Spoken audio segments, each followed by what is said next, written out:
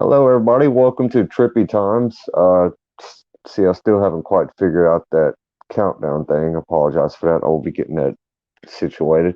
We have a very special guest today, Terry Lovelace. I'm honored to have him here on the stream, on the podcast today. I'm sure a lot of you know him, or at least heard of him.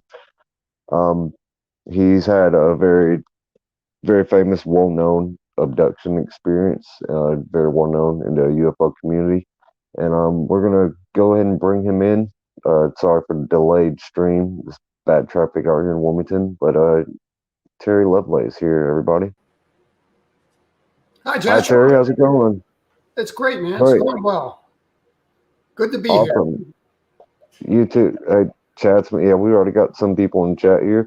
Yeah, man, it's awesome to have you on here. It's kind of surreal to be honest.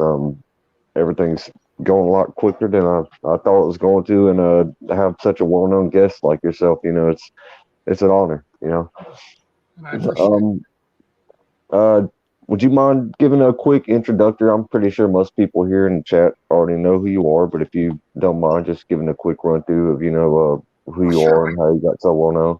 Yeah, I can give a capsule version bio real quick. My name All is right. Terry Lovelace. I was born in East St. Louis, Illinois in 1955. I graduated from high school in St. Louis, Missouri in 73 and served the next 6 years on active duty in the Air Force. While I was on active duty in 1977, June of 1977, a friend of mine, a guy I worked with, the two of us made a camping trip to Devil's Den State Park in the northwest corner of Arkansas. And that's where we were both abducted from our tent in the middle of the night. Pretty crazy story. Maybe I can get into it a little later.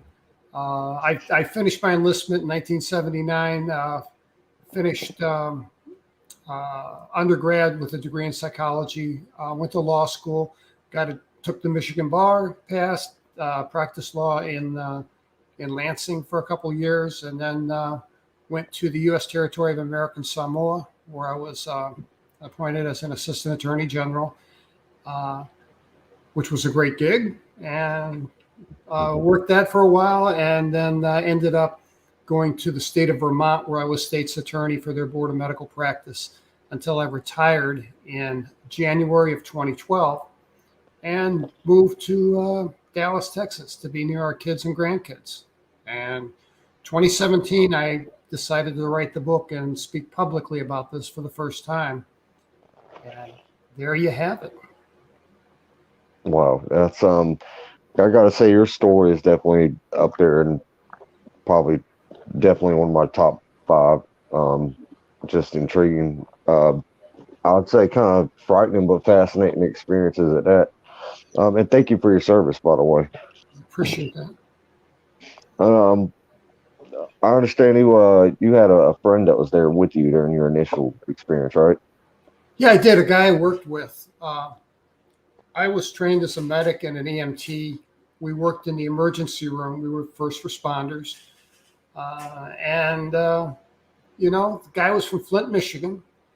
He came to me one night and said, "Hey, man, I got an idea. Let's go camping."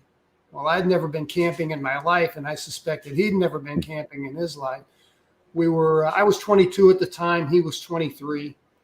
Uh, and we made this crazy camping trip from Whiteman Air Force Base, which is just west of Kansas City, and it's still there, by the way. It was a SAC base when we were there, but it's now home to the B-2 bombers.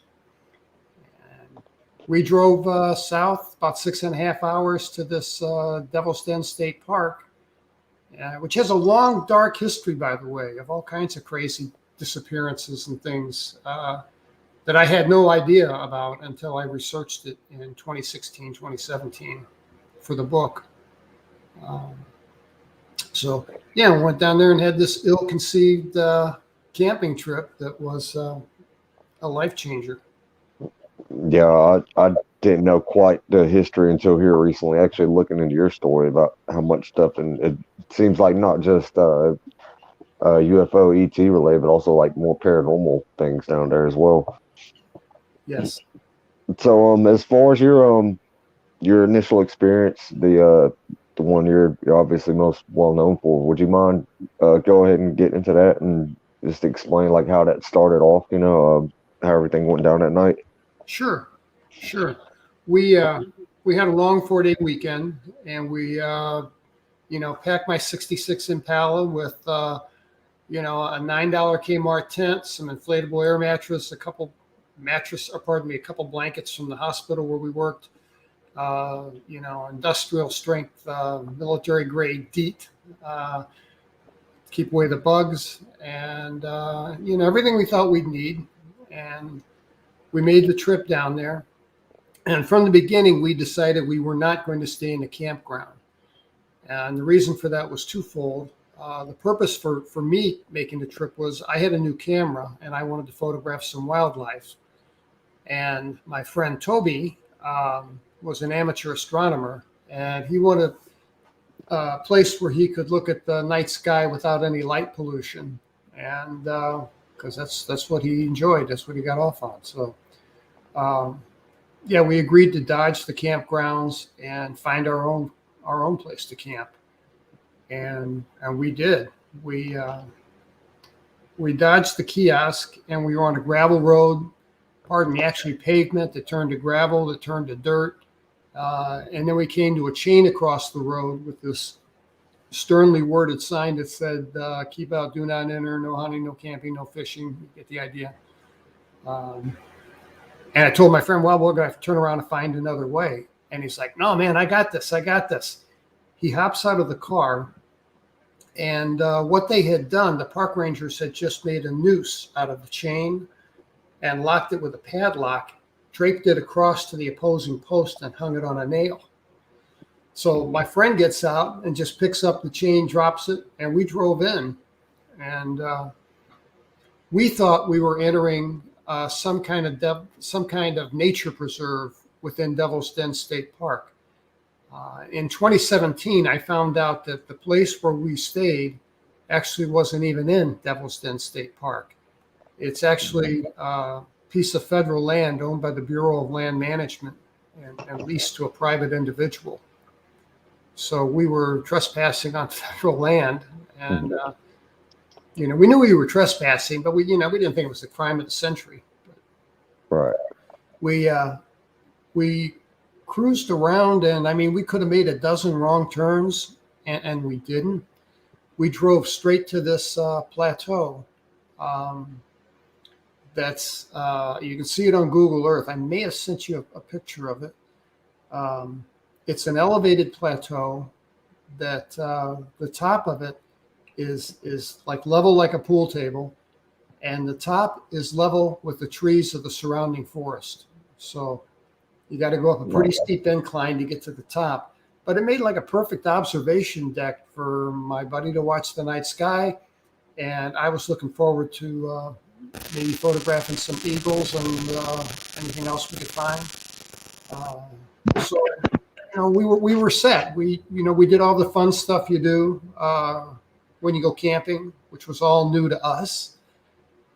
And that evening, we were just kicked back on these air mattresses. We had a campfire between us, and we were having a pleasant conversation.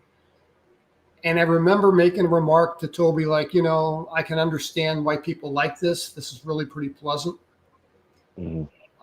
And then a few minutes later, I noticed that and this sounds cliche, I know, it sounds like a movie or something, but I've had lots of people tell me they've experienced this too. And that was that the sounds of the forest, the crickets, the tree frogs, all the stuff that makes noise at night went dead silent. And it unnerved me.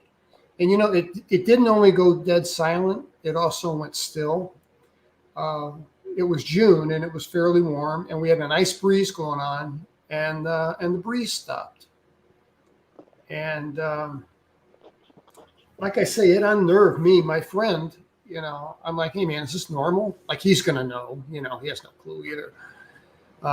He says, yeah, don't worry about the bugs. Bugs will come back. Don't worry about it. And, kind of made a joke out of it. So, I tried to put it out of my mind. And we're carrying on a conversation in the silence. I mean, the only thing we could hear now was the fire crackling a little bit. And my friend asked me, he says, "Hey, Terry, were those lights there before?" And I'm looking, and I can't see what he's talking about. It's on the western horizon, but his torso was in the way. He was sitting up. I had to stand up and take a step back. And on the western horizon, there was a triangle, a tight little triangle of 3 stars. And they twinkled like they were stars, outside our atmosphere. And we watched them for a minute, and then they rotated. They turned like they were on an axis and did about 120-degree clockwise turn. And the the triangle aligned itself where the base of the triangle was parallel with the horizon, with the apex of the triangle pointed up. And that's when we noticed, I noticed that we had this initial excitement, and then that faded, and then we were kind of our emotions, our reactions were kind of muted. They were inappropriate. I mean, we should have been excited. We should have been. I should have been getting the car and getting the hell out of there. But there was none of that. There was no real excitement about it. It was weird. It felt like I felt mildly sedated. Yeah. I also felt mildly disinterested. Not quite apathetic, but disinterested. And I felt more like an observer than a participant. I felt somehow removed from what was going on. It's a weird place. That's the best I can do to explain it. And we watched this thing.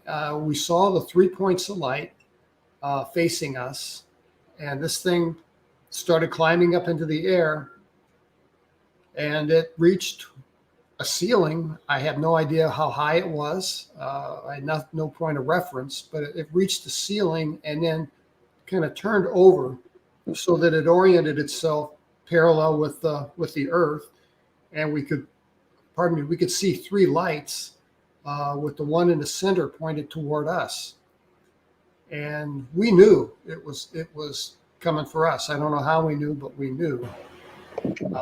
And it started a glide plane down toward us, and as it did, it dimmed the lights on the points of the triangle and slid in just like at about 3,000 feet and stopped over the top of this meadow where we were camped. Now, fortunately, we camped off to the right. We weren't exactly underneath this thing. We were offset a little bit to the side. There's a picture of this. If anyone wants to look at it, it's at terrylovelace.com. It's a picture that I drew in August of 1977, about 60 days after the event. The original drawing was made on spiral ring notebook paper. And then when I wrote the book, I transferred this over to some nice art paper. But that's an accurate representation of what we saw. And the thing was big. I mean, it was. I was about to ask about the size of it. Yeah, if you look at that drawing, by the way, and you look at the ground on the lower left, you'll see 2 little stick figures, a tent, and my old Impala that I tried to draw to give it some kind of reference. But it's not a real good representation. But so it was big. I'll just say that it was very big. It was, Walmart size or medical building size. Wow, that's you know Wayne and Michelle from Michigan, Paranormal UFO that believe they're in the chat. I think they made about the same size description as well, about roughly about the size of a Walmart or a building about that size. I wanted to say real quick, as far as the calmness that you felt, you said y'all didn't really seem like anything was too out of the ordinary. whenever you look back on that, do you think that was maybe something to do with the influence of the craft or what was going on, or how do you feel about that? I think that's absolutely correct. I mean, I think it speaks to the level of influence that these things have over us. Uh, that's what I think. I don't think it was shock. I don't think it was. I don't think it was anything other than their influence over us. Um, we we watched this thing for a while. Oh, by the way, I mentioned real quick. There's a gentleman named David Marler, and David is like the expert on triangular shaped craft, the history and sightings, and he is the authority. And in 1977, there were several of these things seen in the Hudson Valley, in Right. Missouri, where we were, um, near where we were stationed off the highway, and across the country. So what we saw, we didn't know at the time, but wasn't all that unusual. There were more of them out there. Wow. So the thing stopped about 3,000 feet over our heads, and it was weird in that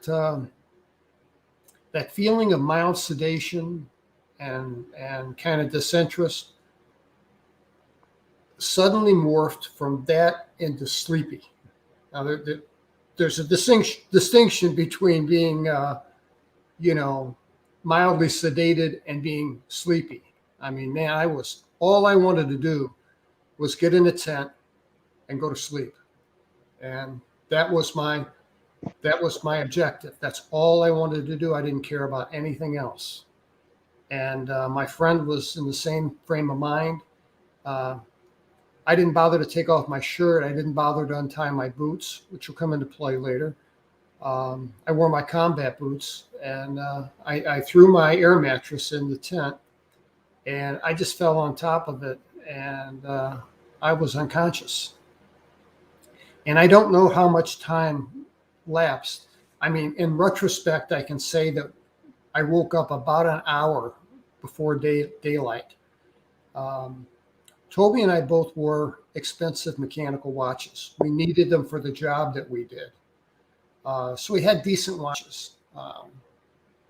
Both of our watches stopped. Mine stopped at 240. Toby's stopped at 242. Those watches never worked again. So I have no frame of reference. I don't know how long we were inside this thing.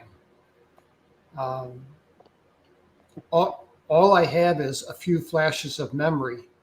I've never had a clear linear memory of everything that happened while we were in there, but I have some flashes of memory um, I can go into later. And I wanted to ask real quick before you moved on from that. I remember hearing you mention once that you went to go return your watch. I think they said that you voided the warranty or something because it was. I think they assumed you had it around like some magnetic interference or something. Is that correct? I did. My wife had bought me that watch about 8 months earlier, and she bought it from the Elgin Watch Company in Chicago, Illinois, and she kept it. And it wasn't a cheap watch; it was a good watch, and it had a warranty. And I bundled it up and shipped it off to the watch company, and they shipped it back and said your warranty is void because it was exposed. The watch was exposed to uh, a high electromagnetic field. So Wow. figure, I wish I'd kept the watch. I didn't. I was disgusted and I threw it away. But I wish I'd kept it because I'd love to have it analyzed to find out. Maybe they can't tell anything more than what they did back then. But yeah, that's true. I did send it back under warranty and it was rejected. So crazy. Wow. So what time was it again? Whenever you first woke up after the experience happened? I working backwards, we figured out that it was about an hour before sunrise. And I woke up to these flashing lights coming through the canvas of the tent. And they were pardon, they were very bright. They were like flashes from a camera flash. They were that bright, real intense for a millisecond, and they would light up the inside of that tent. They were multicolored, yellow, light green, kind of orangish, different colors. And unless the inside of that tent was pitch black until one of these flashes came off, and then it lit up the tent like crazy. And I wake up and I don't have my wits about me. And I'm like, where am I? And I'm like, oh yeah, Toby and I are camping. And I saw these flashes of light, and I thought, it's a park ranger's truck, maybe with those overhead lights flashing. Right. Because I'm trying to make sense of what I'm seeing. And of course, it wasn't a park ranger's truck at all. But I sat up and I noticed that my boots had been unlaced. And I knew that I did not go to bed with them in that shape. I mean, I would have taken them off, or I would have left them on laced up like I did, but I wouldn't have done that. And that didn't scare me, but it annoyed me. I took off my boots and I found that my socks were on sideways. And that really confused me because, the military drives into you, take care of your feet. If you can't walk, you're not much use. So I wouldn't have done that. And it didn't dawn on me yet that someone had dressed us, undressed us, and redressed us. So I put them on properly. I turned my attention to my friend who's on his knees, and he's peering out of this flap in the tent. And in one of these flashes of bright light, I could see tracks of tears. The saline against his skin kind of fluoresced in the light, and I could see tracks of tears down his face. Now, my fear level at this point is maybe a 1 out of 10. But seeing that, seeing that he'd been crying, ratcheted up my fear a notch or two. I bet. And I'm asking him, I'm like, Toby, man, what is it? He's looking outside. And I'm like, man, what is it? Is it park rangers? What's out there? Who's out there? And he didn't give me a good answer. So I got on my knees and I pulled back the flap on my tent. I looked outside and I saw two things. I saw that this triangular shaped craft that had been about 3,000 feet over the meadow when we went to bed had descended. And this thing was now just 30 feet over the top of the meadow. And that's the reason these lights were so intense, was that they were close to us now. And the second thing I saw really confused me. I saw what I took to be a dozen, maybe 15 kids, all broke up into, pairs and threes, and just kind of meandering all around the meadow. Now, I can see them barely in silhouette. When one of these lights would flash, I could see them somewhat, but they were a fair distance away. And I'm like, Toby, man, what are these kids doing out here, in the middle of the night, in the middle of nowhere? And he said, Terry, man, those ain't no little kids. Look at them. They're not human beings. They took us and they hurt us. Don't you remember? Wow. And that put my fear level at a 10. And I did remember, and that his words jogged my memory. And I had a memory of being inside this thing. And I'll talk a little bit about that. I don't know to this day if I was actually inside the thing that was hanging over the meadow. But they could have taken us somewhere else. And I say that because while this thing was big, the inside of it was enormous. I mean, I don't know if they operate under a different set of physics than we have or what, but or maybe they took us someplace. I don't know. But while the thing looked like the size of a Walmart from the outside, from whatever I was in, it was as big as an NFL stadium. I mean, Wow. enormous. I've heard other people mention things extremely similar to that as well, like being in a craft that from the outside looks, not nearly as big as it actually is on the inside. And that's like what you mentioned about, excuse me, about them possibly operating in different laws of physics. That's something that's always crossed my mind whenever hearing these stories. Um, Michigan UFO had a question up here. I wanted to make sure I got to before I forget. Two-part question actually. He asked, when you crashed on your mattress, did Toby also crashed the same way? And he further, was Toby under the same effect of being apathetic and sedated? Absolutely. He was in the same place that I was. Toby was actually a little closer to the tent, so he made it to the tent before I did. It was a tiny little tent, 2-man pup tent thing. And he threw his air mattress in and fell on top of it. And I threw my air mattress in, and by the time my head hit the pillow, he was already snoring softly. And Wow. the last thought that I had before I went unconscious was that Toby was wrong, because the crickets and the tree frogs and all that stuff never did come back. So Wow. yeah, we were both in the same place under the same influence. As far as the beings that you said at first you thought were children, can you describe a little bit more exactly what they look like? I think I heard you Sure. mention they were grays before. Yeah. We were far enough away that it was difficult to tell if they were wearing gray garments or if that was just the way they were. They were the classic little gray guys. There's a really good representation of them on the internet, and it's an entity called Skinny Bob. Oh, yep, I've seen that video. Skinny Bob sure looked like what we saw. Wow. So you, Yeah, that's a really, really good representation. Facial features, the way the head kind of shakes, that was it. That I don't know where that post came from. Supposedly it came from Russia or Eastern Europe somewhere. Whoever posted it made one post and never posted anything again. And anonymous at that, I believe. I'm sorry, what? I believe it was an anonymous post at that. Nobody ever took credit for it, if I'm not Yes, mistaken. that's right. So that Skinny Bob video, you think that there's a good chance that could be authentic? I do.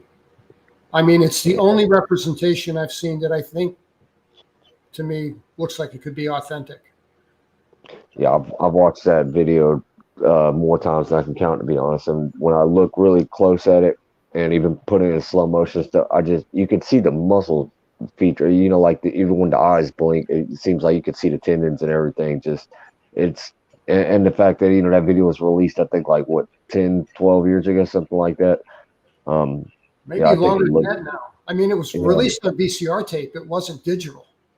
yeah, yeah. Oh, I didn't know that. Well, yeah, that's even more compelling. Yeah, that's fascinating.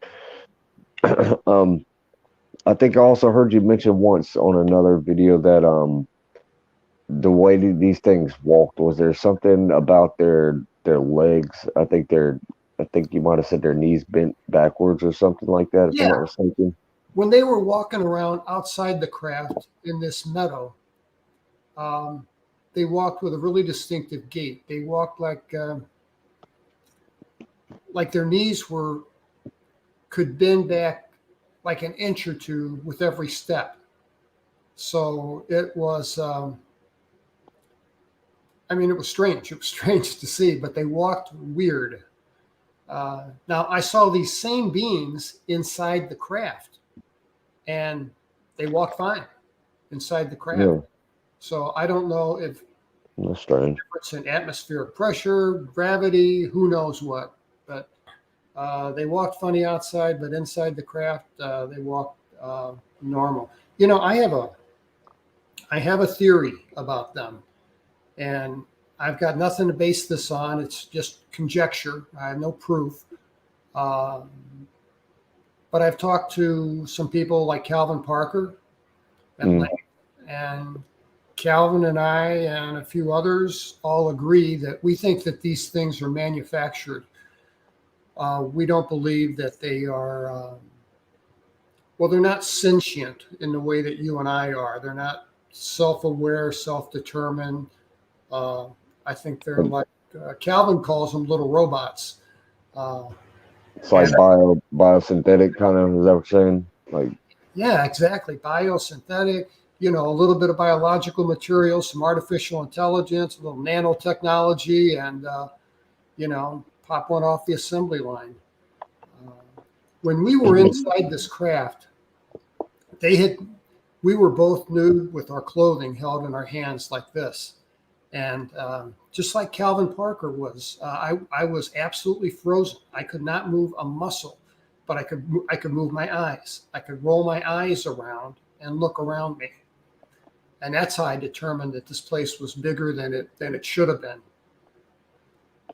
wow. I sensed that my friend Toby was right next to me on the left, and these gray guys were running around all over the place, more than I could count, and they seemed very, task oriented. Nobody was taking a smoke break. Nobody was slacking off. They were all going and doing something. Right. And the inside of this thing was mostly gray, like a gray rubberized, like padded floor. I could not feel the floor with the bottoms of my feet. So but when they came and got me and moved me somewhere, I just glided. So I don't know. Wow. Everything else was white and stainless steel. And it was insanely lit on the inside. One of the injuries that we both suffered was what the doctors called flash burns to the eyes. And it's a sunburn to the cornea of your eye. And it's very painful. Feels like you have sand in your eyes. And you're real photophobic. Light just is a killer. And I wonder that the inside of this place being so insanely lit had something to do with our eye injuries. And then you also have a skin type of burn as well? Sure enough, we did. I had probably the worst sunburn I'd ever had in my life, but I never blistered and I never peeled. Wow. It was just hurt. But what was crazy was I was sunburned everywhere. I mean, under my arms, the soles of my feet, my scalp. I never took my shirt off. Certainly never took my pants off.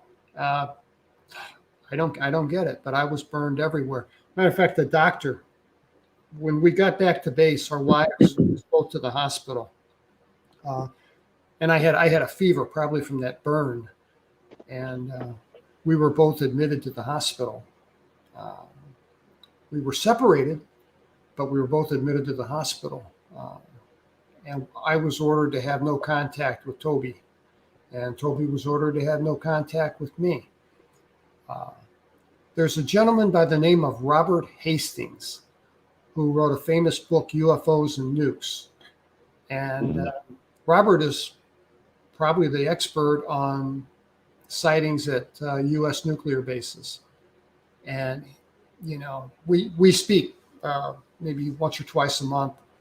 And when I first began talking to him about a year ago, he told me, he said, whenever 2 or more people have an event like you guys had, where you have some kind of contact with ET, and he says, not just like a couple of guys seeing some kind of saucer dart across the sky. It has to be something a little more intimate, like you guys had. Standard procedure in the U.S. military, irrespective of whatever branch of the armed forces it is, they bust these guys up like they busted us up. They sent Toby to Japan I mean, and cut orders for him to be gone at light speed. And Robert Hastings expressed the opinion that two people with the same story are a lot more credible than one, and they want to keep those people away from each other. Guess it's still that way today. Definitely. So after the initial experience, I know you said it was right whenever he. I'm sorry, your friend's name just jogged my mind. Toby. Toby. Whenever he mentioned something about the beings outside, he said right then is whenever you started to kind of have like flashbacks, or you started having memories of being. So would you say everything you remembered, did it come back right then, or did more things come back later on, or did you ever have any kind of regression done? I did have a regression done by the United States Air Force, of all people. Oh wow! When I was in the hospital for those 3 nights, or 3 days, 2 nights, my third day there, my night nurse came in. I mean, understand, I worked at the Toby and I both worked for the hospital squadron. These people were all our friends, our coworkers. And, you know, medical people take care of their own. I mean, we were treated very, very well. And the night nurse came in. I knew her well, and she was going to give me an injection for sleep and for pain. And they had kept the lights turned off in my room, and they put salve in my eyes for comfort because I was still photophobic. And when she walked in the door, these 2 guys in blue business suits walked in behind her. And these guys were cops. I mean, I don't want to stereotype anybody, but these guys were cops. You know, I mean, I respect law enforcement. I worked with law enforcement. But these guys had almost comical in retrospect. They had, you know, their suit coats unbuttoned. They had that swagger going on. And I could see they had shoulder holsters. They were cops. And there were 2 of them. One guy about 50, late 40s, early 50s. That's the guy that did all the talking. And then there was a younger guy, late 20s, early 30s. They followed the nurse in, and the older guy said to the nurse, "If that's going to sedate Sergeant Lovelace, it's going to have to wait. We need to ask him a few questions." And they pulled out their badges and with their OSI identity thing on there. And I had heard of the OSI. OSI is if anyone doesn't know, OSI is the investigative branch of the Air Force's security police. It's kind of, well, like NCIS is to the Navy, OSI is to the Air Force. Right. And he said, you know, if it's going to sedate Sergeant Lovelace, it's going to have to wait. And then I could see that she was going to say something like, you know, well, he has to have his medication. She was going to say something, and he cut her off and said, "And shut the door on your way out." And I thought, whoa, you know, no need to be rude. But, you know, I think that was all theater. I think it was all done for my benefit to intimidate me. And if intimidating me was the object of the exercise, they succeeded beyond their wildest dreams. Because I'd never had any interaction with law enforcement. I'd never been in any trouble. And, you know, what happened was when we left Devil's Den, when we got out of there and finally had the nerve to get out of the tent and make a dash to the car and get out of there, we left everything. I took my keys and my wallet, and Toby took his wallet and a flashlight, and that's all we took. And Toby's backpack, he left his backpack there. It had his name in it, and we both lived on base in NCO housing. So it had his phone number at Whiteman Air Force Base. And I'm guessing, I think maybe a park ranger found that chain down because we didn't put it back up when we were leaving. We were kind of in a hurry. And, so we didn't put that back up. And I think that park rangers found that and then in turn stumbled onto our campground. And I'm guessing, they called the base because Toby's address was on Whiteman Air Force Base and said, hey, it looks like a couple of your airmen were down here and set up a little campsite. And it looks like they're planning on coming back. Well, we sure had no plans of going back.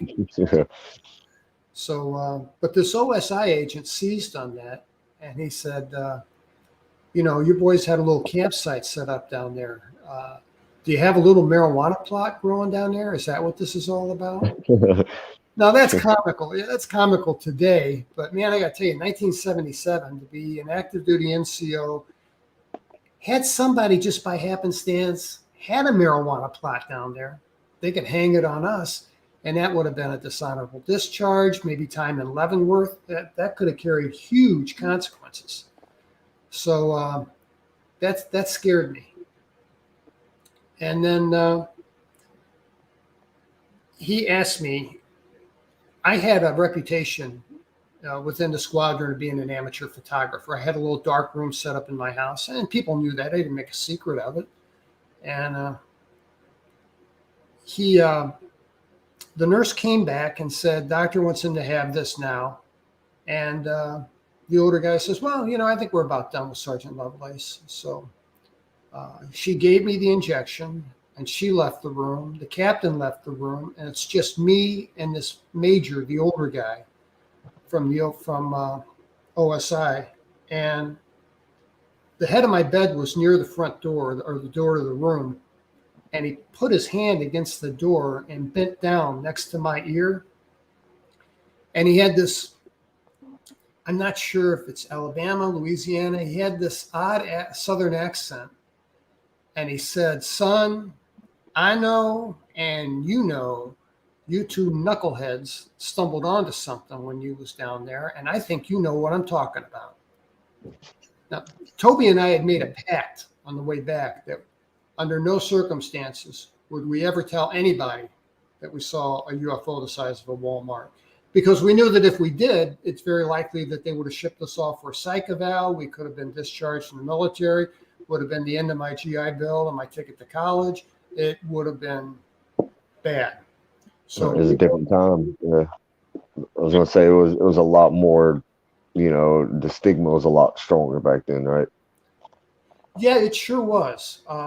And I mean, I think that there are some professions today where that stigma still applies. I mean, I made my living in the law. I can tell you that wouldn't have flown. That would not have gone over. And but people in law enforcement, academia, air traffic controllers, there's a handful of professions where while that stigma is less, I agree with that. It's still there, I think. I think you can put your job in jeopardy by saying something. I had retired for 6 years when I published this book, and I got calls from my peers in the legal community. I got people calling me up saying, "Have you lost your mind? What are you doing?" But I had some other people contact me who were very supportive and said, I've had some odd experiences too, and I believe you. So, and it was split about 50-50. So, yeah, this guy, we made a pact that we wouldn't admit that we saw anything. So I didn't answer this guy when he asked me, you two knuckleheads stumbled onto something. I want to know, I think you know what I mean. And he was prodding me without trying to lead me. And I didn't answer him because I didn't know how to answer him. And he said, oh, I think you know exactly what I'm talking about. And he says, what I want to know, son, is how many pictures of this thing you took. Oh, wow. And, without thinking, I blurted out, sir, I never took a single picture of the thing. And he just smiled because I just made an admission. He knew, and I knew, we both knew. I don't know how he knew, but he knew. That's what I was about to ask. How do you think he knew? Or I was going to ask how you thought he knew, and do you think maybe that has a specific link to why that area was sealed off the way that it was? Yeah, well, that that's a good point. I don't have the slightest idea how he knew. I mean, and I think that it's possible the Air Force and ET work arm in arm towards some shared agenda. That's what I think. Um, and that's I just agree. conjecture, but that would explain it. My, I think they were very concerned that I had a 36 exposure roll, 35 millimeter camera film, pictures of this thing. And I think they were really, really concerned about that. God, I wish I had, but I That's didn't. And what's crazy is where we were laying on these air mattresses, Toby's backpack was a foot away from him. It was within, he could reach over and pick it up. And he had his camera inside the bag. And the thought to take a picture of this thing never crossed our minds. last thing on your mind. Yeah. No, I completely understand that. I haven't told you much about my own experiences. This is about you, but I've mainly seen orbs. I've gotten quite a few of them on video at the Bledsoe family. I don't know if you're familiar with them or not. I was able to record them, but the one craft I actually have seen, which was a decent size, I would say about the size of a two-story building, is crescent shaped and kind of transparent with a foggy surface. But whenever I saw this thing, and I had my phone in my hand, I was looking at a YouTube video or something. Whenever I actually saw this, I I dropped my phone out my hand and didn't even think about leaning down to pick it up because that's the last thing on my mind. Seeing this at that time, and I've had so many people asking me, why I didn't take a picture of it. So whenever you say, that's, I completely understand. Especially that shock factor. The shock factor. And I think there's that level of influence they have. It's Yeah. funny you say that. I had one UFO experience in the entire time I was in Lansing. And I went outside one night, around 9 o'clock p.m. It was early winter. It was dark. And went outside to have a cigarette. And I'm standing there. I'm looking at the stars. There's like patches of clouds and stuff. And I saw two crescent-shaped things. They were built almost like they made almost like something out of Batman. I mean, it was crescent in the front, and then had like scallops out of the tail of it. If Oh, that makes what, sense. you mean like a sorry, like a point coming at the middle towards the inside, kind of like Kenneth Arnold, the crescent shape that he described. Is that what you're explaining? Yeah, give me just 1 second here, and I'll That's the exact shape of the craft that I saw, and I want to say that whenever I saw this, I'd never heard of Kenneth Arnold at the time. This was very early on when I first started having my experiences. and this appeared to be maybe even tan in color. Is it tan? Tan. Maybe that's a little. I'm not a great artist, man. That's the shape of what I saw. Oh, wow, that's really similar to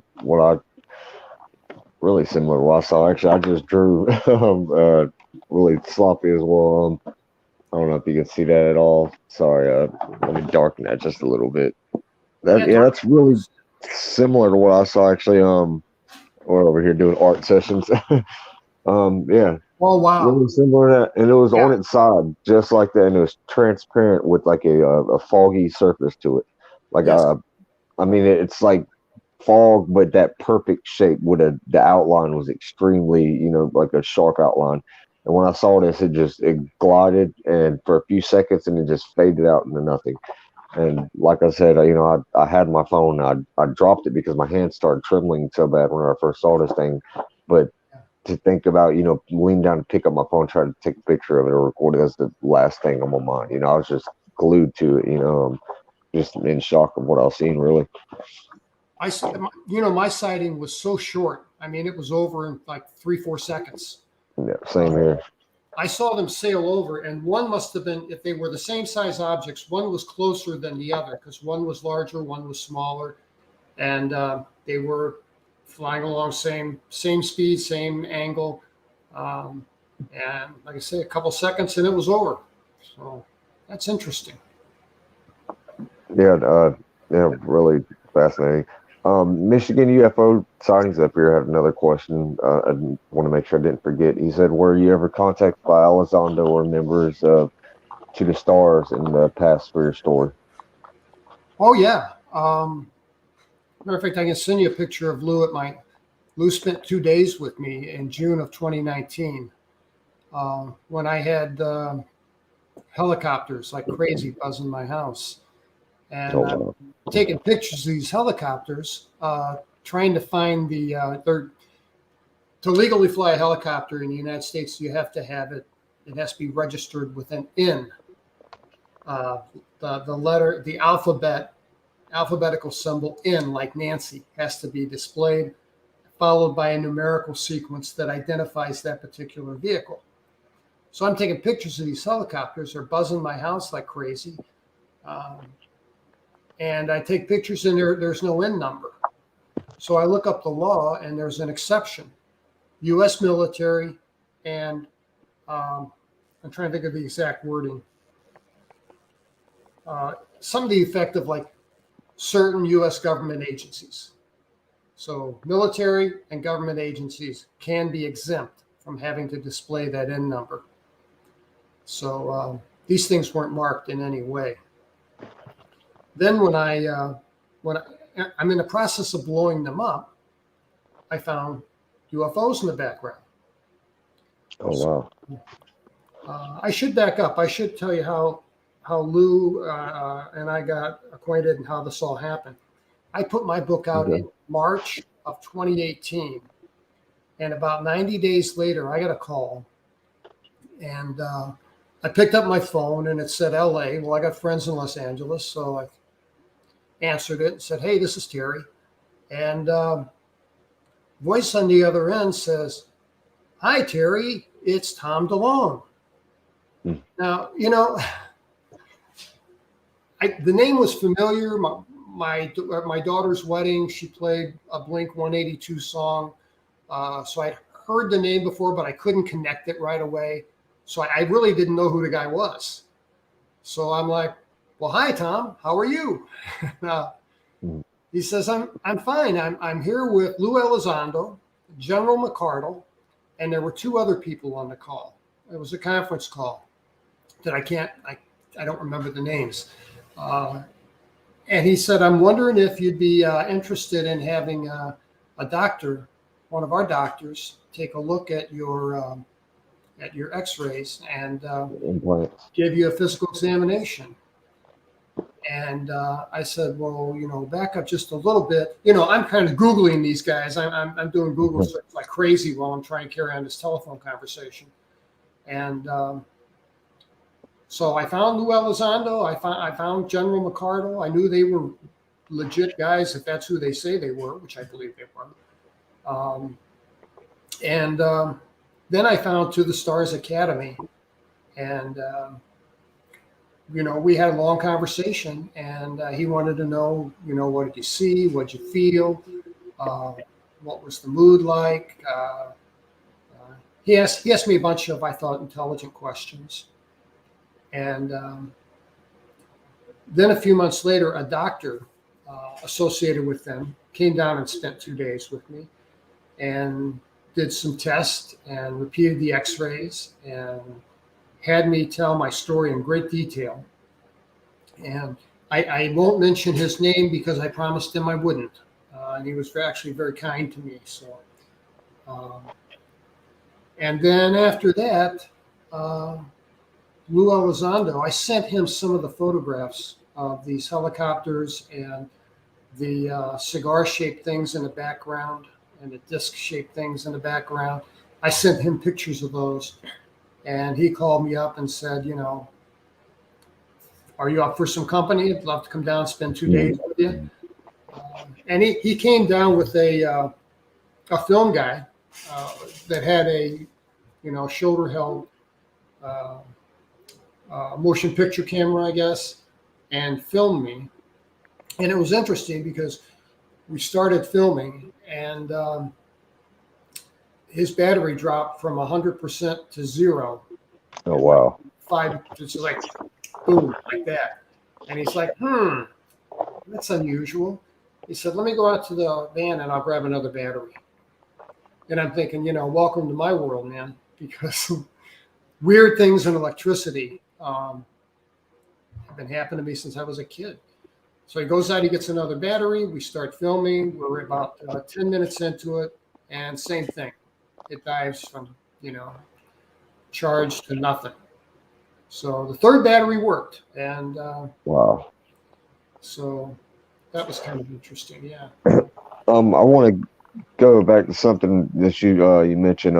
I've heard a lot of people speak about electronics and things like that malfunctioning.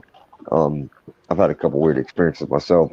Chris Bledsoe has told me a lot of that has happened, but you said, if I'm not mistaken, you said that's been happening to you since you were a kid with the electronic. So do you think that I want to make sure I word this right. Your abduction experience, do you think that was something that had possibly happened before, maybe as a child, that maybe some experiences that you're not aware of, or do you think that it's something that was predetermined in a sense? There's no question that it started in my early childhood. No question whatsoever. Okay. I was visited at night. I was taken as a child. Oh, I didn't know this.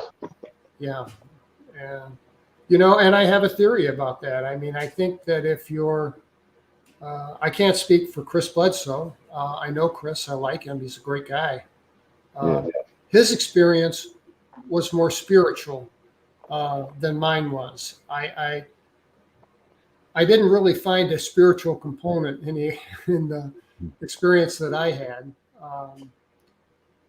I don't think the things that took us were malevolent. I don't think they were just, evil. I think that they were just going about their business, like we were Just doing a job. Yeah, doing my job, man. Nothing personal. But yeah, strange stuff with electronics. I'll tell you, my wife and I have lived.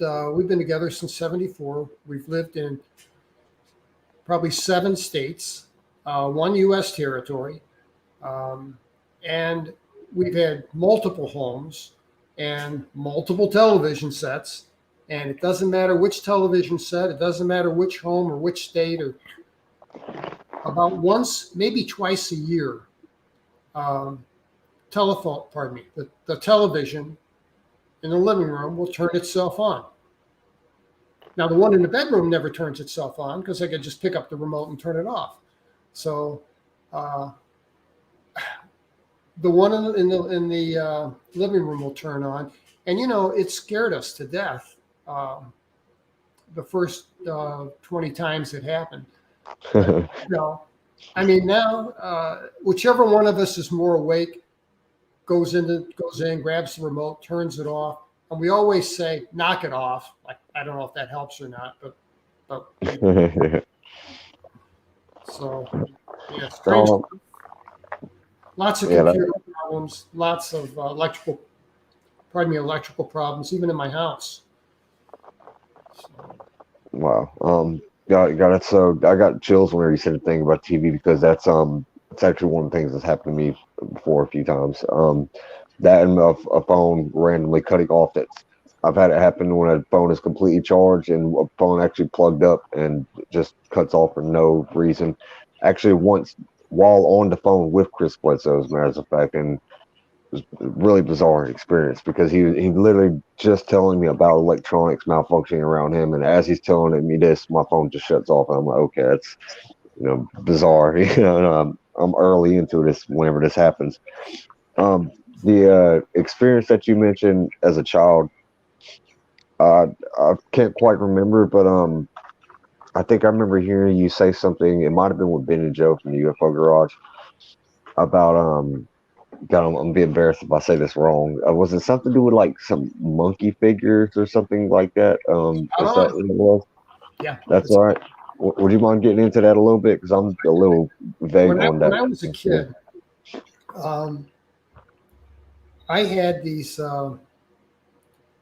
4 little, they looked like circus monkeys, come into my room every now and then, and they would kind of surround my bed. They spoke to me telepathically, and the one closest to my bed would always ask me to come with them. And kind of like, come on, Terry, we're going to go play. We'll bring you back. We'll have fun. And it would always hold this paw out to me. And I know I went with them. I know I went with them a lot of times. Of course, they weren't monkeys. Yeah. I mean, one of the nightmares that I've had for 40 some years, 45 years has been, I'm back in my room. I'm 5, 6, 7 years of age, and the monkey men come, and I recognize them, and I was always afraid of them. And the one holds its paw out to me, and in the nightmare, it's not a paw, it's a hand with 4 long gray fingers. And in that dream, I flip out. I just can't process it. But yeah, I think that they had the ability, again, level of influence, they had the ability to appear to a child in a way that the child's going to find most benign. So I put an email address in the back of Incident at Devil's Den, and I said, look, if you've had an experience and you want to share it, I'm not a doctor, I'm not a therapist, but love to hear your story. Man, I had people write to me saying that, they had glowing orbs of light, Disney characters. One kid had a possum in his room that would manifest from an orb into a possum that was 2 foot tall and stand at his bed and talk to him telepathically, but he could never remember their conversation afterward. So I had my own cousin down in Arkansas. At the same time I'm having problems with these monkey men, he has a problem with clowns in his room. Oh, wow. Fair amount of people reported clowns. Clowns, lots of owls. Yeah, I've heard of owls. Yep. Deer and assorted wildlife. So yeah, I think they appear in a way that the kid's gonna. Because when I first saw these things, I thought, they're kind of comical. They aren't here to hurt me. So. Now, are these memories with the monkey men? Sorry, I don't mean to chuckle saying that. It sounds. I mean, it's bizarre and fascinating. But is this something that you remembered immediately, or is this something you had to have an aggression to come back to, or did you piece it together that it was an abduction experience back then as well? I had solid memories of this, of them. When they would come into my room, it was odd. I think sometimes I wasn't too freaked out. I'd go with them. Other times I was really freaked out and I'd scream for my parents. And if I would scream for my parents, they could disappear in this swirl of shadows and just be gone. So I don't know. I wish I knew, but I had no. I don't know what memories may be repressed, but my memories of what I called the monkey men. I mean, I was, 4 or 5 years old when I called them that, named them. Those are vivid. Now, where they took me, memories of where they took me aren't necessarily all that vivid. When I was 4, was the first time that they took me to, it was a big round room, dome-shaped, with like a gray padded floor. There's an experiencer. He's not written the book, but he's as credible as you can get. His name is Jim Mann. And he, along with Deb Cauble, along with several other people, had the exact same experience that I had. Wow. And we were taken to this room, and all us kids were in our night clothes. I didn't know these kids from the neighborhood. I didn't know them from daycare. But I knew them when we were in this room together. And one of the things that they had us do we had these geometric forms like a cube, a globe, a pyramid. I think there's only 4 or 5, and they were all different colors. And I had a blue cube about, so big, 6, 7 inches in diameter, perfect cube. And when I picked it up, it was weird because it felt like it had no mass. It didn't feel, but if I dropped it to the floor, it fell right to the floor. And we would sit cross-legged on the floor in a semicircle, and we all had one of these geometric forms. A kid might have a pyramid, one might have a globe, and you set it in front of you, and the object was to move it with your mind. And we were encouraged to do this. And I couldn't do it and couldn't do it and couldn't do it. And then one time I'm concentrating on moving it, and it flew across the room. Oh, wow.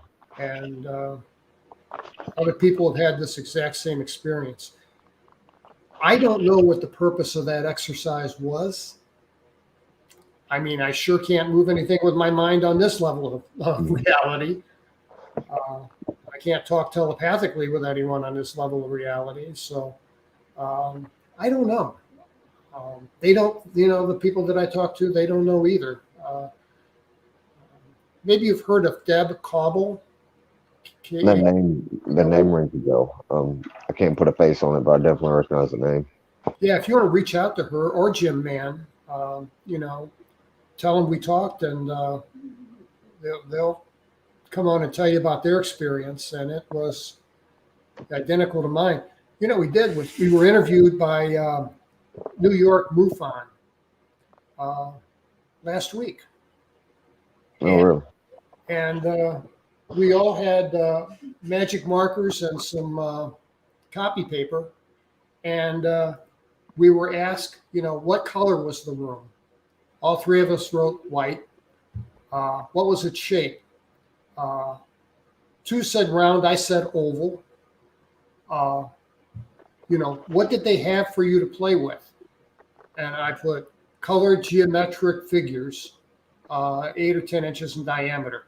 And everyone else, the 2 other people there, put the same answer, Wow, that's fascinating.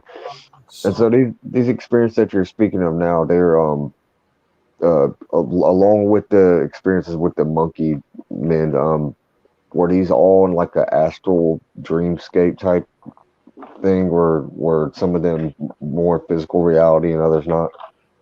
I think this was all physical reality. I think that they took me, need some WD-40 for this chair.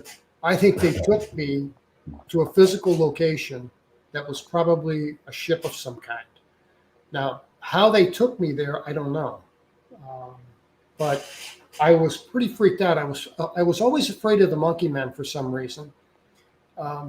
Maybe as a child, there's always that anxiety that, you shouldn't go with strangers, and, maybe they won't bring you back, and you'll be in that place where lost children go that are never found. And, yeah.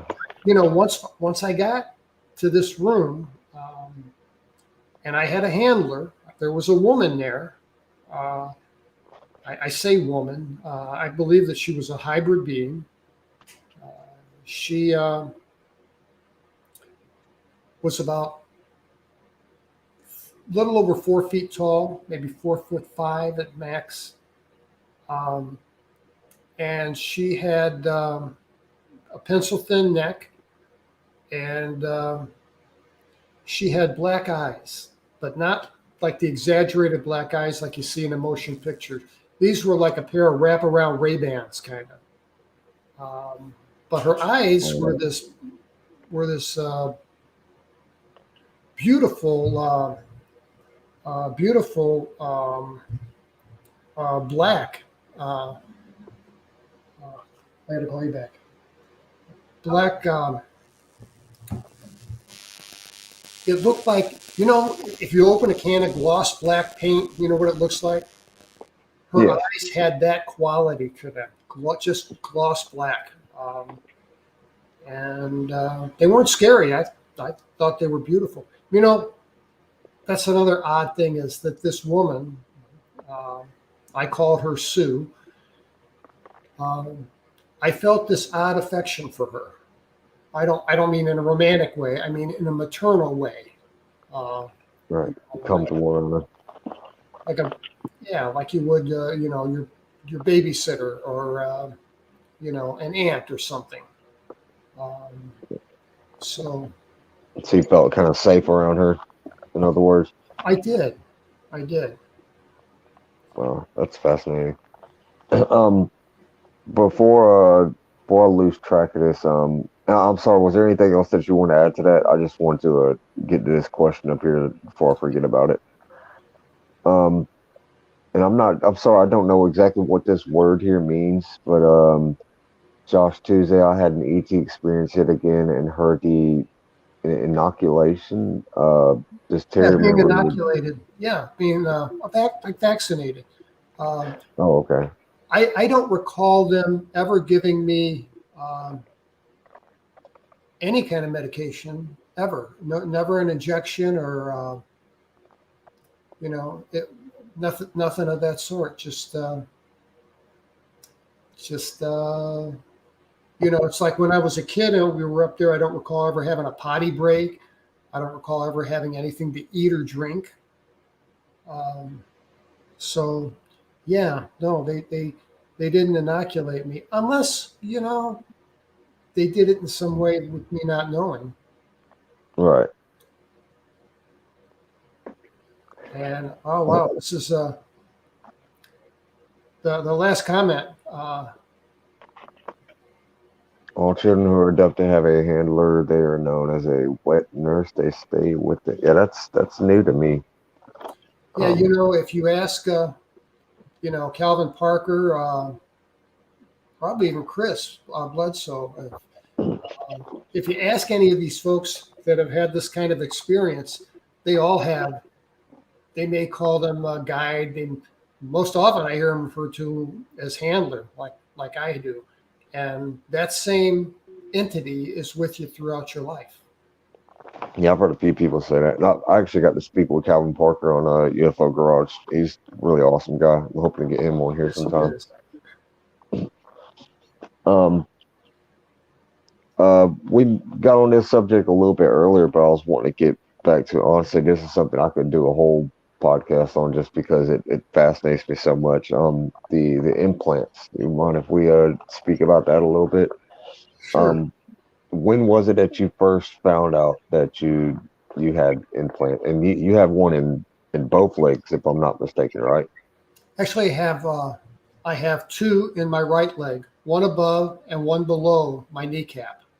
So they're Okay. both in the same leg. Um, and you know, Okay. that's a really important event because I had never shared this story with anyone but my wife. She was there. She knew the whole drill. She knew everything.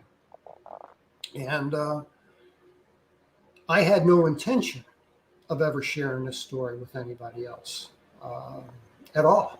Certainly didn't intend to speak about it publicly or write a book about it or two books about it.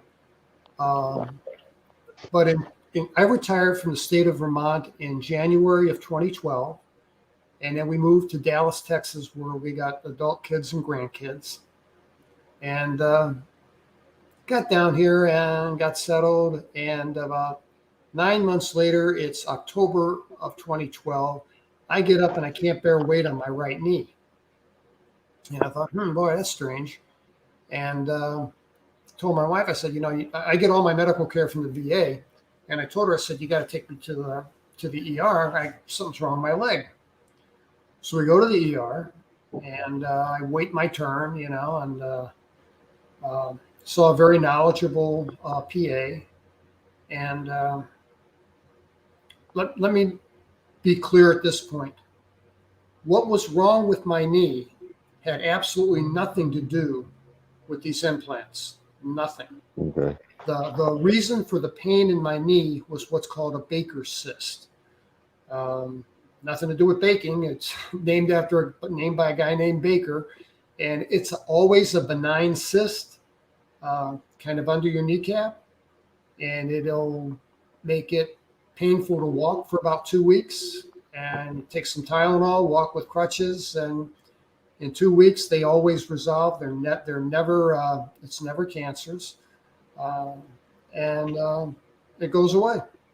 So that was the cause of my pain, just this benign little cyst thingy. But what happened was the radiologist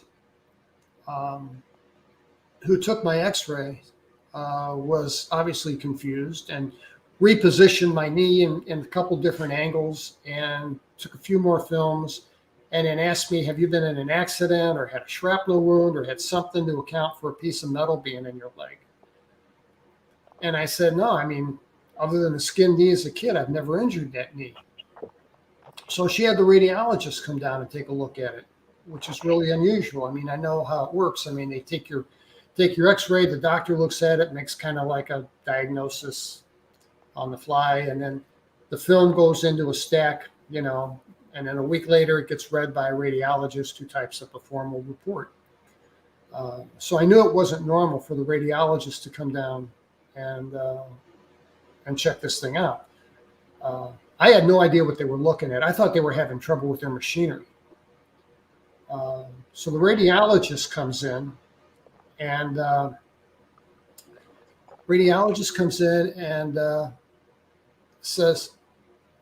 asked me if I've been in an accident and injured my right leg at any time. And I said, nope, never. Skinned knee as a kid, that's it. And he said, well, you have an anomaly. You have a foreign object underneath your skin, above your right knee. And it's a square structure about the size of your fingernail. And I said, well, can I see it? It's my X-ray. And he's like, sure. So he shows me the film. And I mean, you don't need an MD behind your name to see that this is something that's foreign to the human body. It's obviously some kind of manufactured structure, about the size of a fingernail with 2 wires attached to it. And he told me, he said, there's no way for this thing to get into your body without leaving a scar, because it has to violate the integrity of the skin and it gets pushed down in your body. And you got a scar. He says you probably just don't remember, probably something when you were a kid, maybe, who knows, but you definitely have a scar from this. And I said, no, I don't. He said, yes, you do. And we kind of went back and forth, and he turned the lights on in the X-ray room and examined my knee, and I don't have a scar. I knew I didn't have a scar. Wow. And that shook him up. And I said, well, doctor, let me ask you, how often is it that you see a foreign object in the body like this and there not be a corresponding scar? And he said, never. He said, I can't account for how this thing got into your leg. And then he says, and you have an anomaly below your leg. And he showed me in the calf muscle of my leg, there's a collection of what he says is the same density as bone tissue. He believes it to be bone tissue. And the, bone doesn't normally sprout in the middle of a muscle, but it did in my calf muscle, and then arranged themselves into like a little symmetrical pattern, like a little circular pattern. Yeah, I was gonna say kind of like a flower, right? Yeah, with a little dot in the center even. And Yeah. He had no answers for that either. So No scar for that one either. No explanation for that either. So the radiology report just says rule out Baker cyst impression, abnormal knee. Wow. Have you ever had any thoughts of getting the implants removed, or is that something you think you'd ever want to do? That's a little bit of a long story. But let me get to my point about when I said that I had no intention of ever going public with this. Okay. When I saw these x-rays,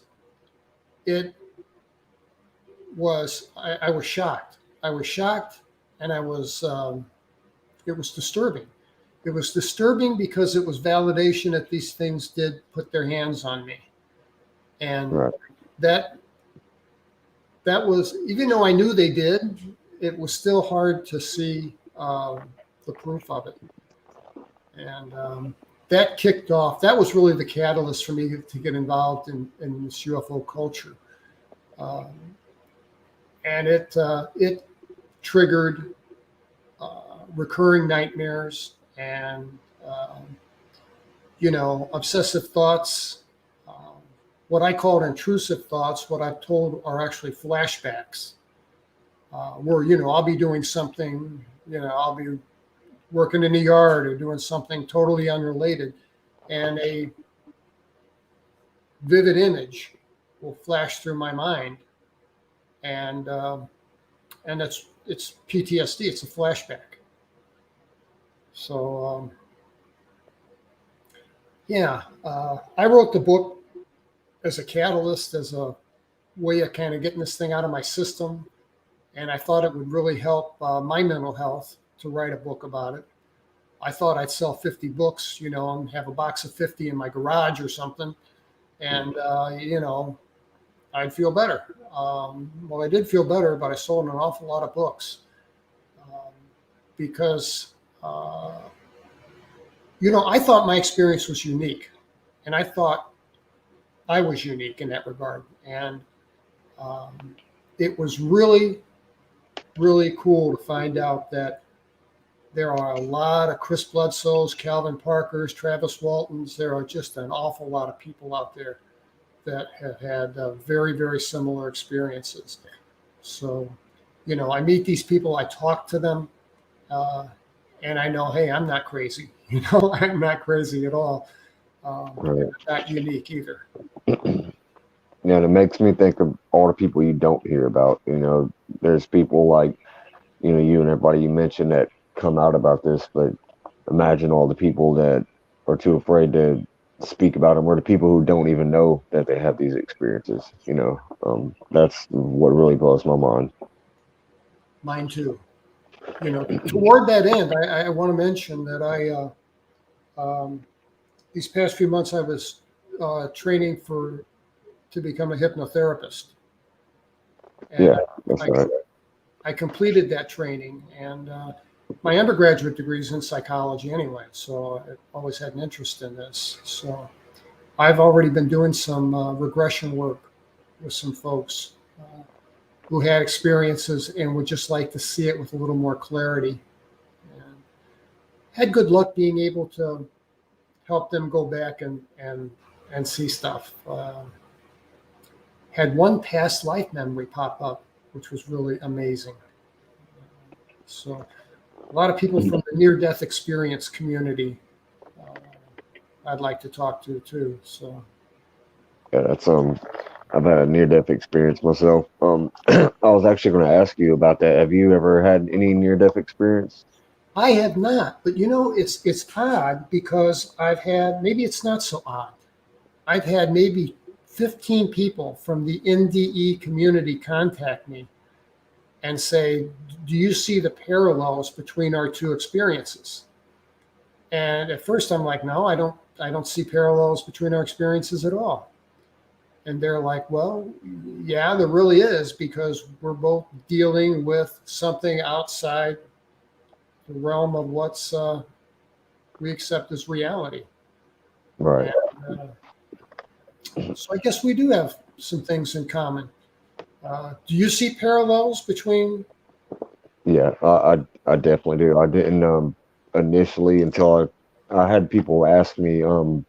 Well, for one, I found out here that a lot of experiencers they have some kind of trauma or near-death experience. It seems like something that is like a precursor to their actual experience.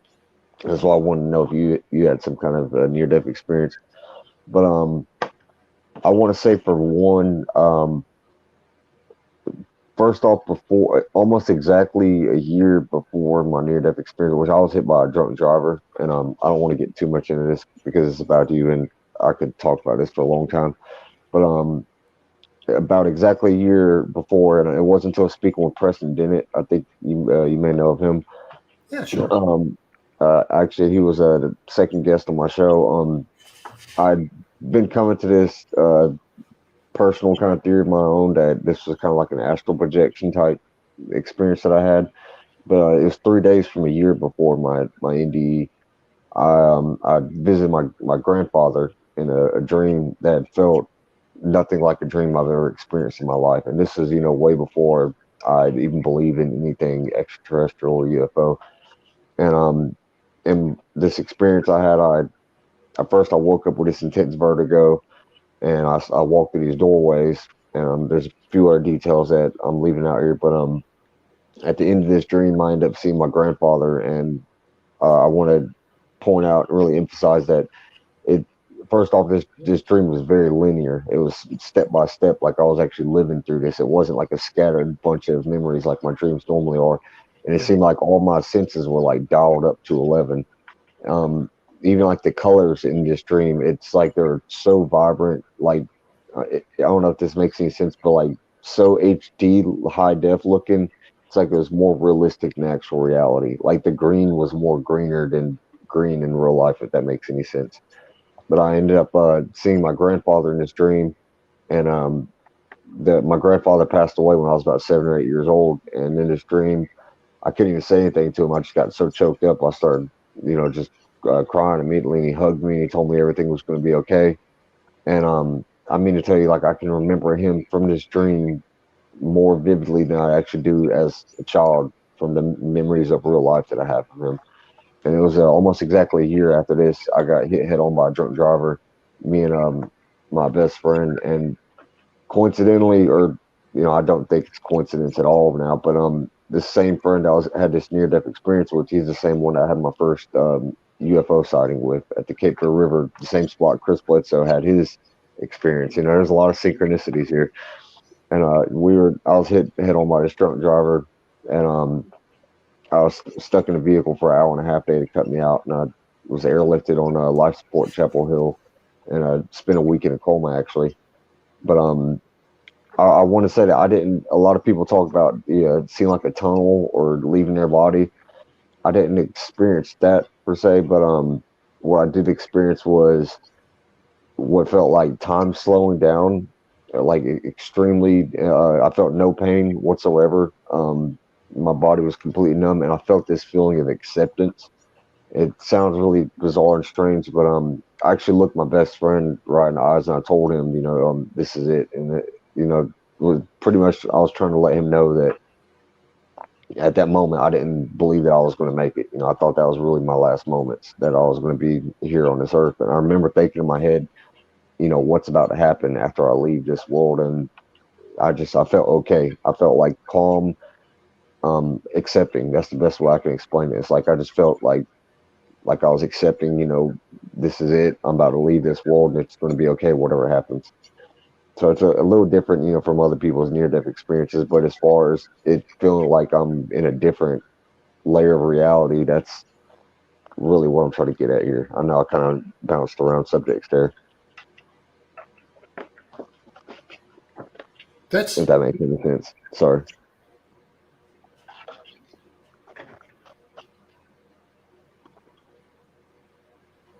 Sorry. Yeah. You there? You okay? Sorry. I've got a little. yeah. No. I'm just amazed by this because it's your story is just spot on with what these other folks told me, that they saw colors that they don't have here on Earth, that they thought that the reality that they experienced was more real than what they experience here.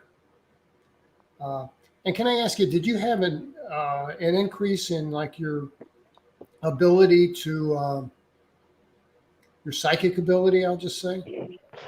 Um, I definitely, after my near death experience, the synchronicities are something that like went on overdrive.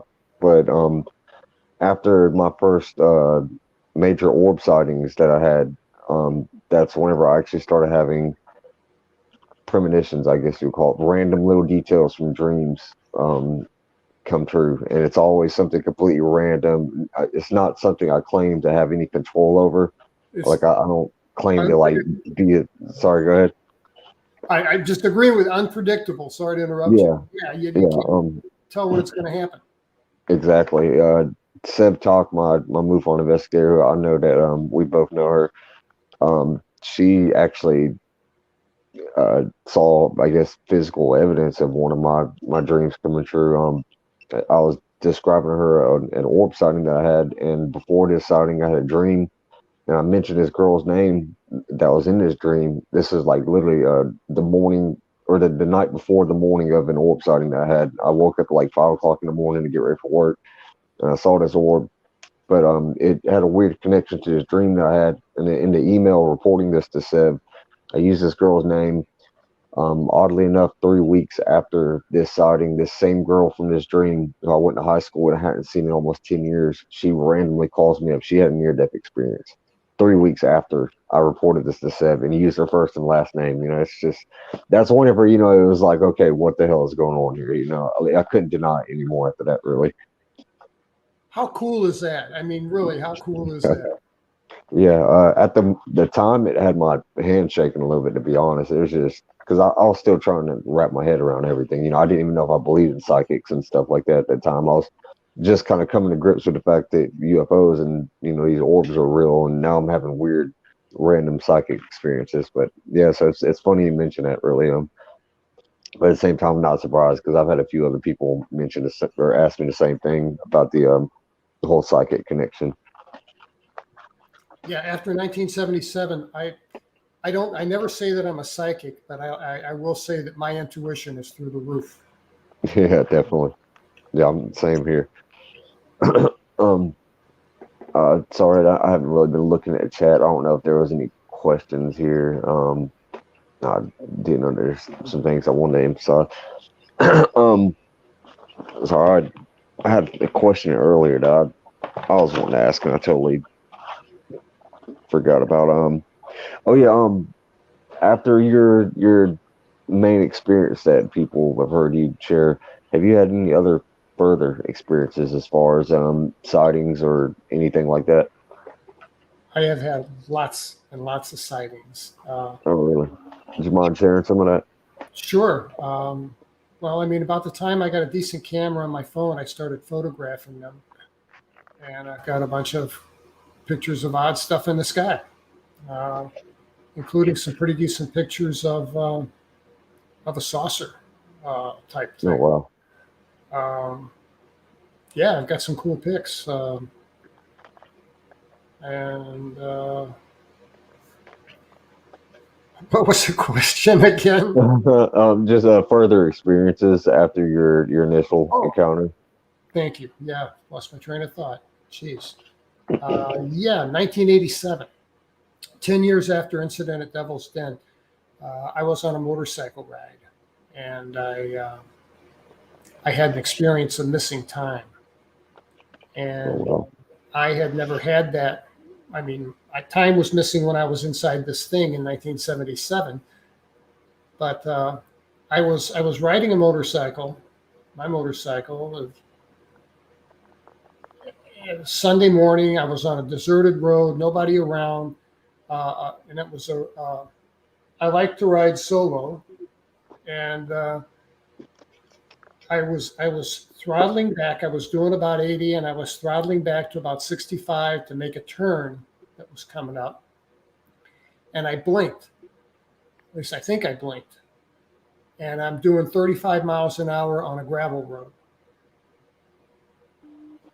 like that, seamless. I mean, it was like if you'd cut a piece of motion picture film out and then spliced it with a picture of me transitioning from on blacktop doing 75 to being on a gravel road doing 35, Oh, wow. just like that. I mean, absolutely seamless.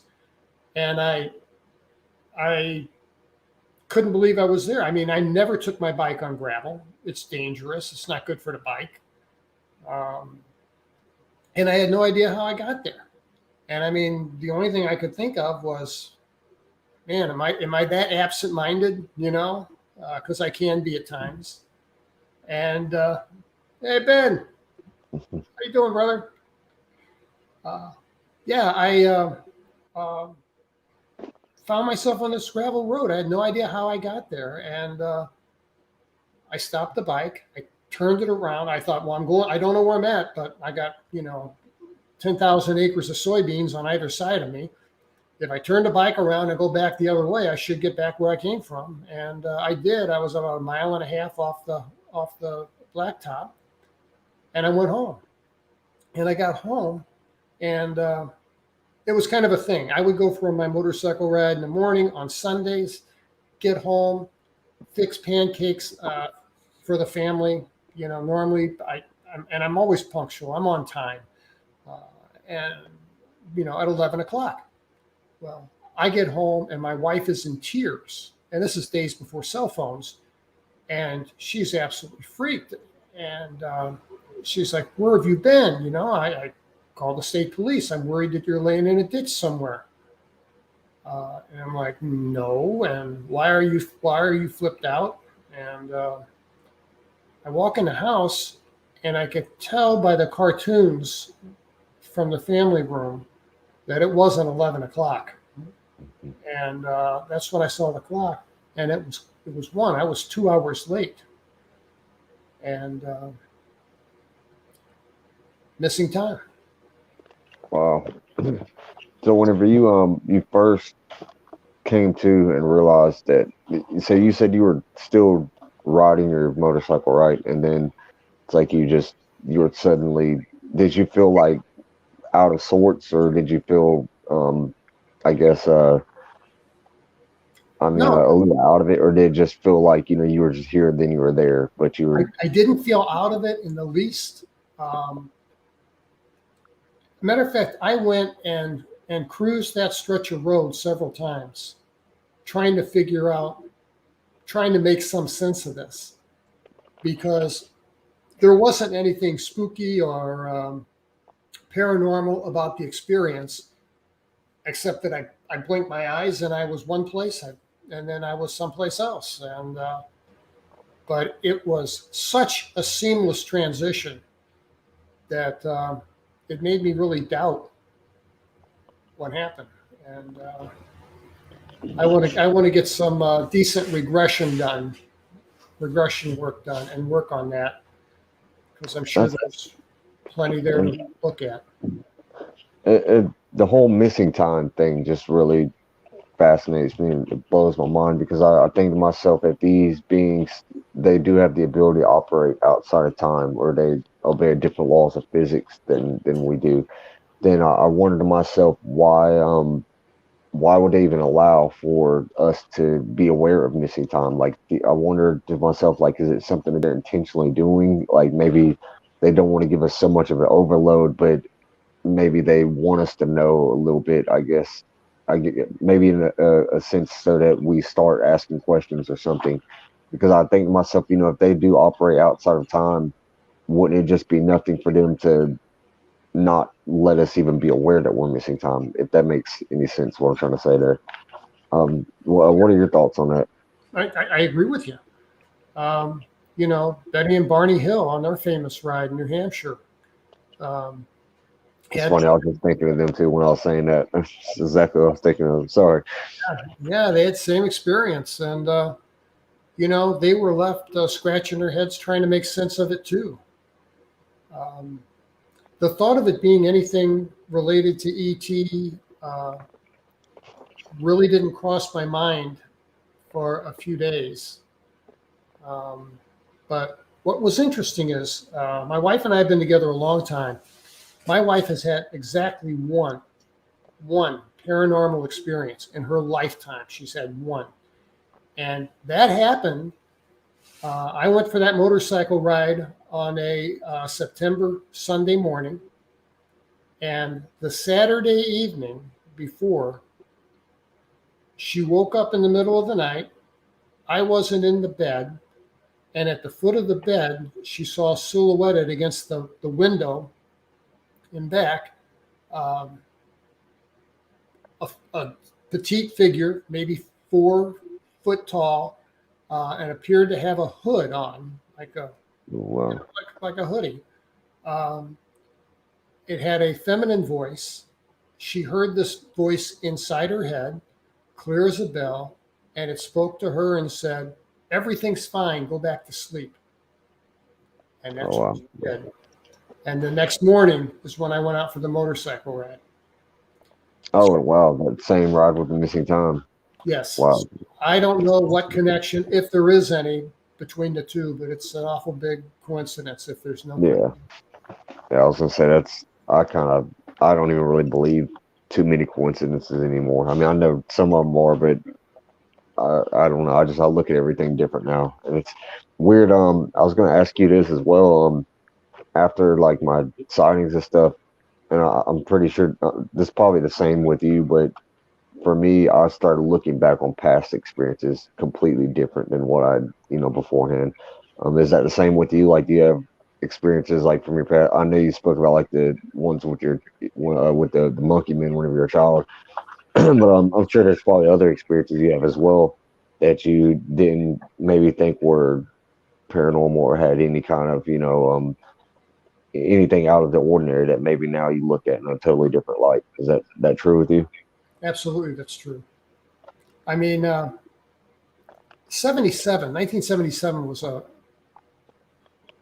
was a big year for me. I mean, 1977, everything changed after that.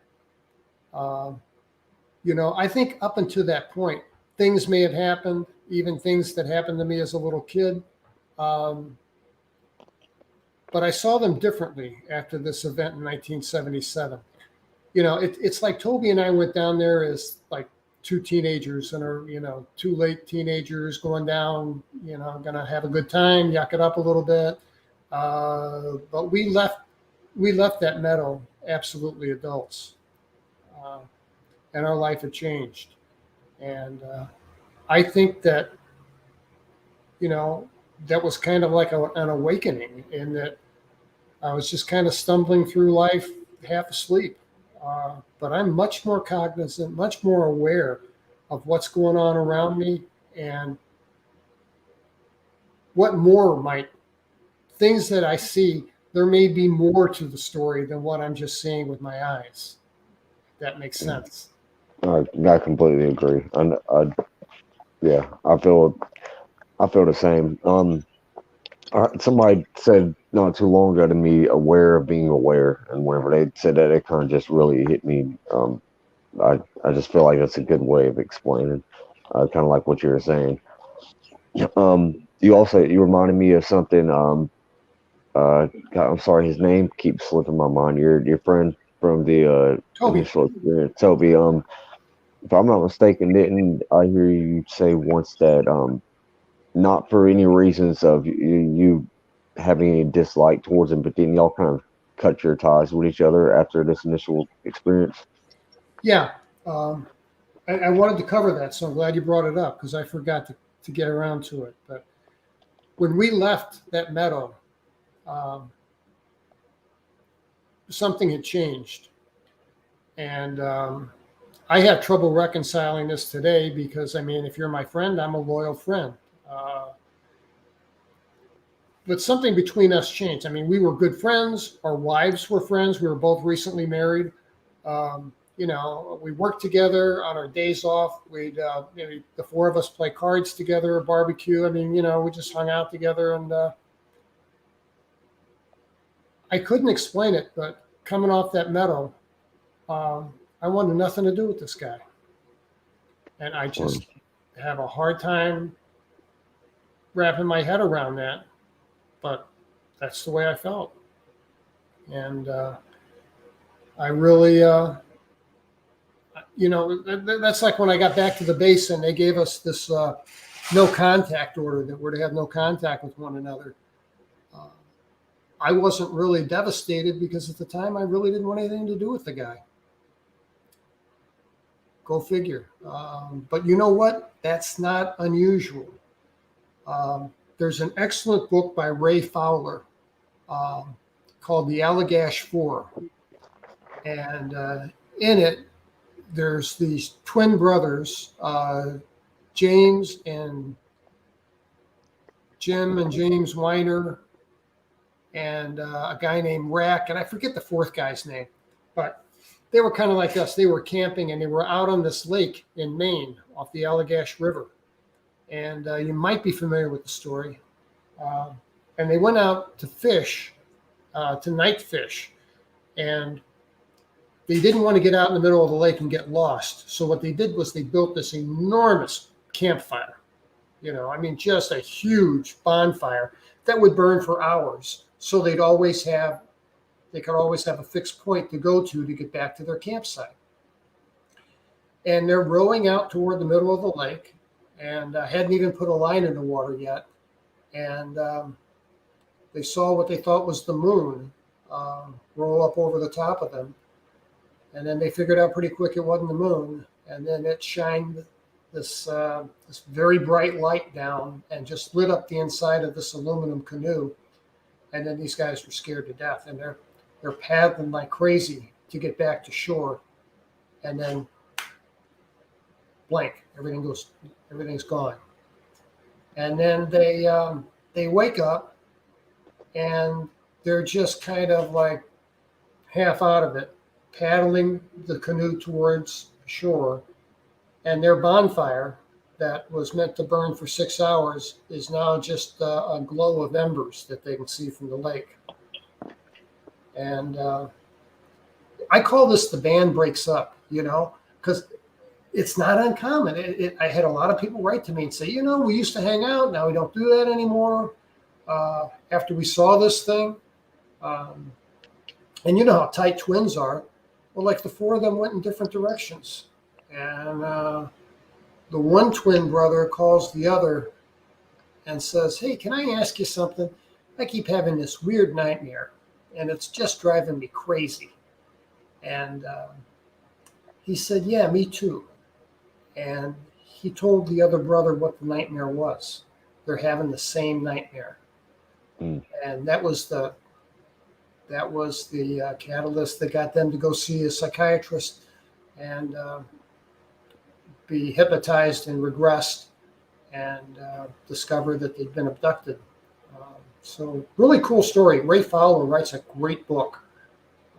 It's called The Allagash IV. But absolutely true story. I'm sure you could find a YouTube story about it. What was his name again?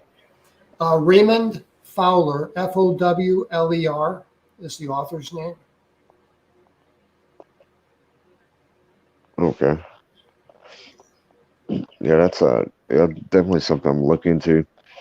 And I do apologize. We're gonna have to end up cutting it a little short here, probably in the next 10 or 15 minutes.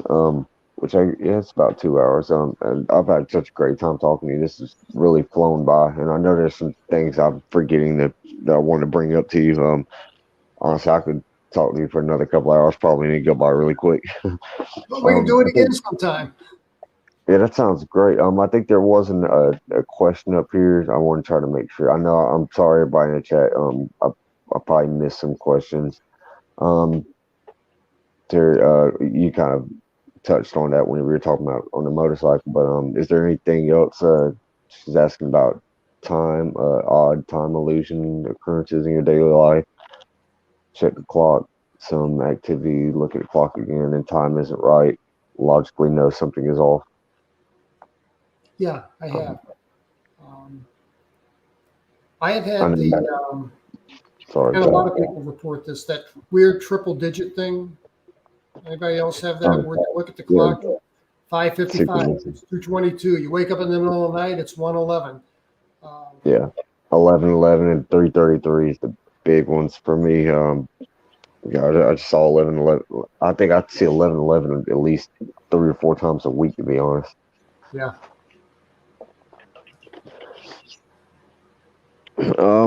Let me see real quick. I'm gonna flip through here. I know it's gonna bug me. Probably as soon as I get off of here, I know there's gonna be some questions. I'm gonna be like, I should have asked them that. Which honestly, I have quite a few things written down here, but I know I don't have time to get to all of them.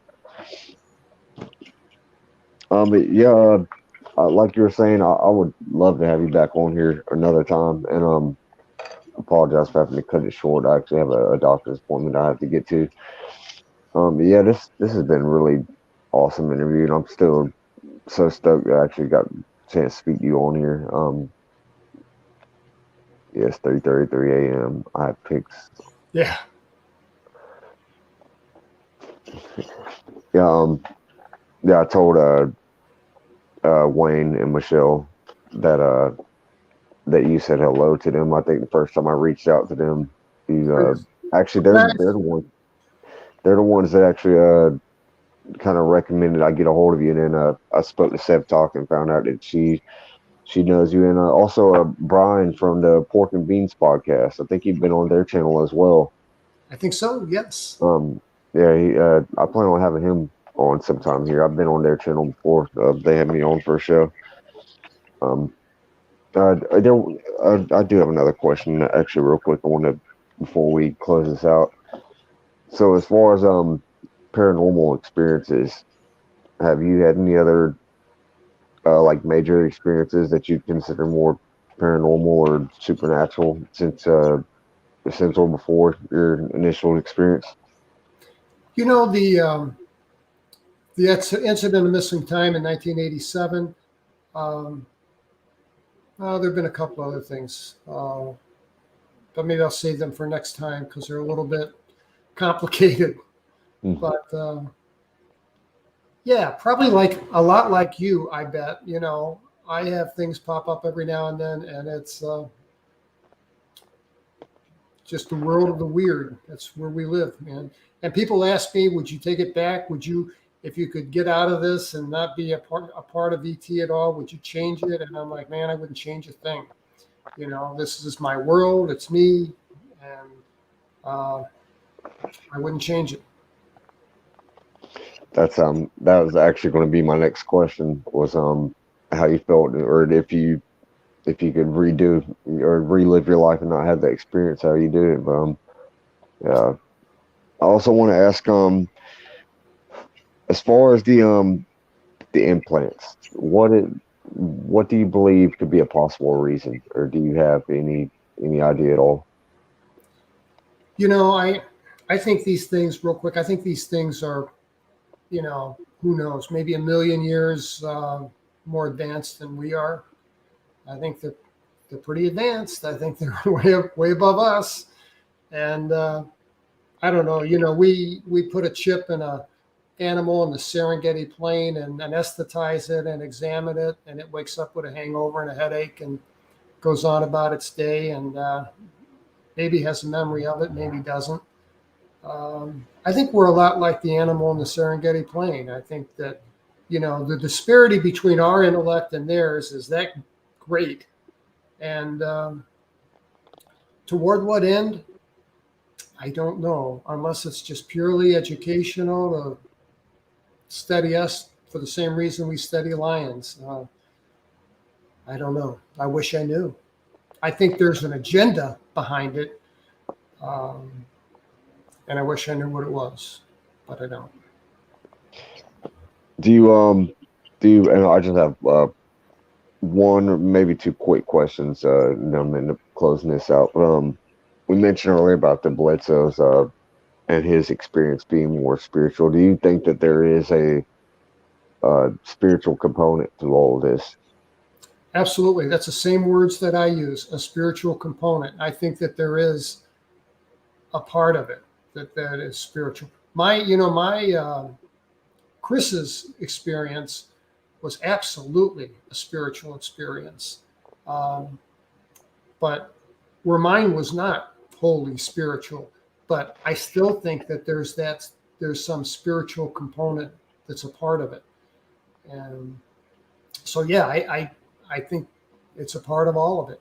Just like I think that, you know, all of this stuff, NDEs, Bigfoot, uh, you know, UFOs, aliens, ghosts, all of this stuff. There's a thread of commonality that runs through all of this stuff, and I think it goes back maybe to a common source.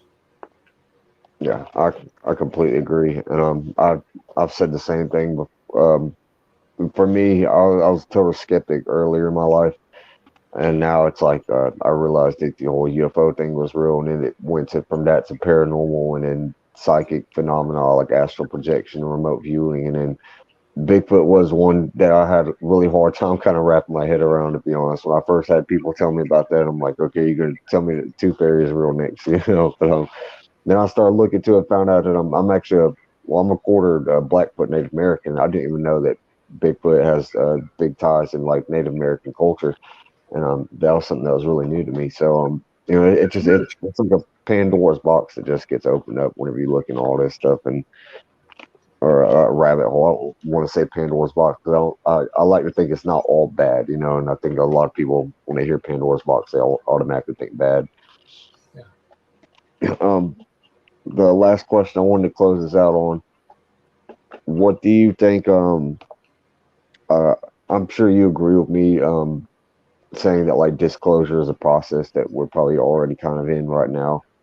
Um, Maybe like a step-by-step process. Is that something that you do agree with? And what do you hope to get out of disclosure, or what do you think is the best way that disclosure comes about, and what do you hope that humanity gains out of it?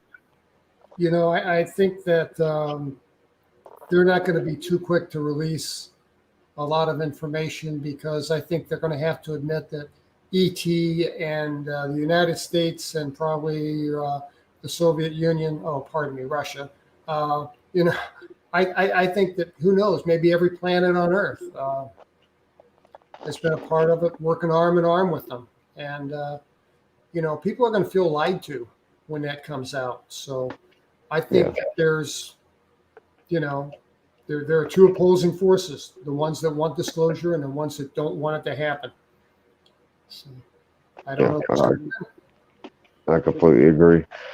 Um, yeah, Terry, this has been great. I'm sorry, I hate to rush off of here. I have to get ready for a doctor's appointment, but this has been awesome, and I'm so glad you're able to make it on here. Um, like you said earlier, I'd love to have you on again sometime in the future. Um, I know it wouldn't be hard at all to have another 2 hour conversation with you.